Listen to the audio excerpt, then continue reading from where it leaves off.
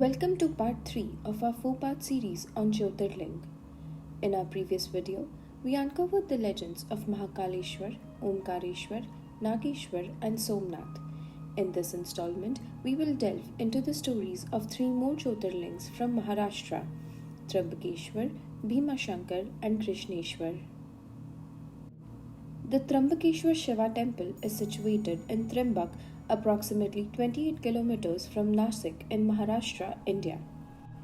This temple holds a unique position as it marks the origin point of the river Godavari. The temple is surrounded by 3 prominent hills, namely Brahmagiri, Nilgiri and Kalgiri, adding to its scenic beauty and spiritual significance. It is constructed entirely with black stone and boasts a distinctive feature.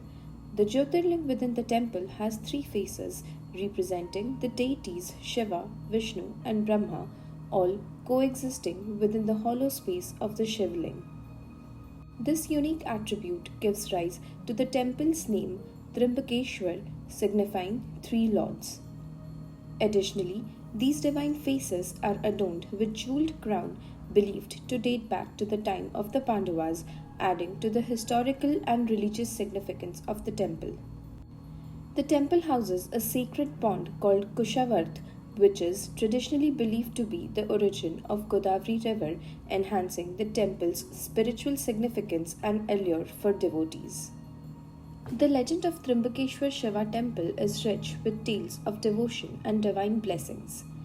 It is said that Gautam Rishi resided on the Brahmagiri hills alongside with his wife Ahilya. While famine plagued the rest of the land, the Rishi's ashram was blessed with abundant food grains, a result of the god's favors due to his unwavering devotion and regular prayers. Envious of his prosperity, other rishis sent a cow into his fields. When Gautam Rishi attempted to shoo away the cow, he unfortunately killed the cow. To atone to the sin of killing a cow, Gautam Rishi pleaded Lord Shiva to release the Ganga river and let it flow into his ashram to purify it.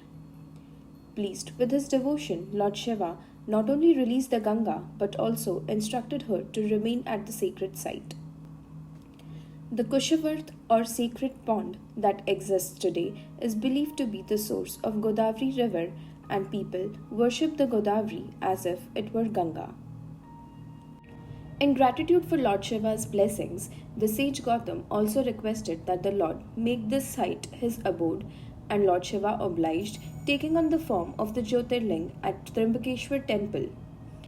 This divine narrative underscores the temple's sanctity and its role in spiritual purification and redemption. The Bhimashankar temple is situated in the village of Bhorgiri, approximately 125 kilometers from Pune, within the Ghat region of the Sahyadri Mountains in Maharashtra, India. This sacred site holds significance as it marks the source of the Bima river, which ultimately joins the Krishna river in its course. The Bhimashankar temple stands as a remarkable testament to the craftsmanship of the Vishwakarma sculptors. It was originally constructed around the 13th century. Moreover, Chhatrapati Shivaji Maharaj, the prominent Maratha ruler, is believed to have supported and facilitated worship at the temple through his endowments, further solidifying its historical and religious significance. The Bhimashankar temple's sanctum houses an ancient shrine with a Swayambhu ling, signifying a ling that spontaneously originated on its own. This sacred ling occupies the exact center of the temple's floor. The temple's architectural elements feature intricate carvings that depict both divine and human beings adorning the pillars and dome frames. These embellishments add to the temple's visual and spiritual ambience. The Bhimashankar Jyotirling is associated with several intriguing legends, and here are 2 of them. In the first legend, a demon named Tripurasur performed intense penance in the Bhimashankar jungle to please Lord Shiva and attain the gift of immortality. Pleased with his devotion, Lord Shiva granted him immortality on the condition that he would use his newfound power to benefit the local people. However, Tripurasur eventually forgot his promise and began to torment both humans and gods. Desperate for help, the gods pleaded Lord Shiva to intervene. Lord Shiva and goddess Parvati appeared as Ardhanarishwar, a divine form embodying both male and female aspects, and together they vanquished Tripurasur, restoring the peace to the land.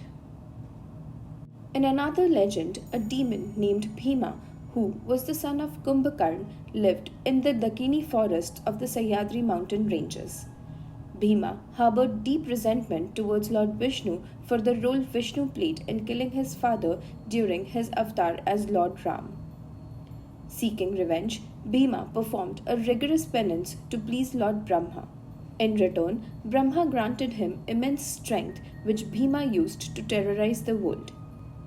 During his rampage, Bhima imprisoned a devout follower of Lord Shiva named Kamrupeshwar and demanded that Kamrupeshwar worship him instead of Lord Shiva. When Kamrupeshwar refused, Bhima threatened to destroy the Shivling. At that moment, Lord Shiva manifested himself and reduced Bhima into ashes. The location where Lord Shiva appeared is believed to be the spot where the Shivling of Bhimashankar now stands. This legend commemorates the defeat of the demon Bhima and the sanctity of the temple's site. The Grishneshwar Jyotirling temple is situated in Ellora near Daulatabad in the state of Maharashtra, India. This sacred temple holds immense significance as one of the 12 revered Jyotirlings dedicated to Lord Shiva. The history of Grishneshwar Jyotirling bears witness to multiple phases of destruction and reconstruction. In 13th and 14th century AD, the temple faced destruction at the hands of Delhi Sultanate.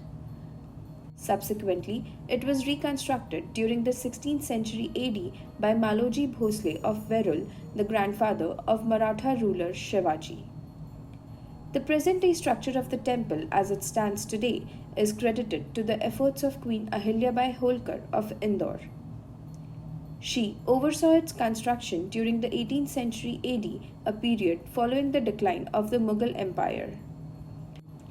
Queen Ahilyabai Holkar's restoration efforts have left an enduring legacy, allowing devotees to continue their worship at their sacred site.